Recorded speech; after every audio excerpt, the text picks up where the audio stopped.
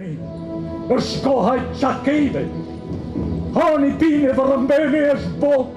Vargjit e interpretuara me mjeshtëri nga aktori Milush Kabashi qelen mbrëmjen kulturore kushtuar përfundimit të presidentës holandeze të Këshillit të Bashkimit Evropian, organizuar në sheshin para Bashkisë së Shkodrës nga ambasada e Mbretërisë së Vendeve të Ulta. Ambasadoria Van der Wert, e shoqëruar nga qytetarja e parë e Shkodrës Voltana Ademi, premtoi mbështetje me projekte në ato që i cilësoi si uralidhse mes dy vendeve.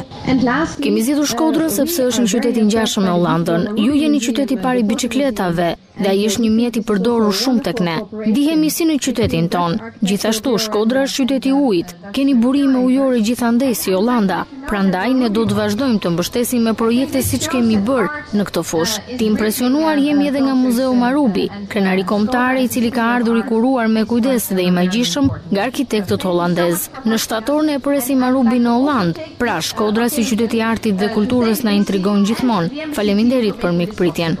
Të pranishmit shijuan edhe interpretimin e grupit muzikor Canto Ostantino Meets Jazz.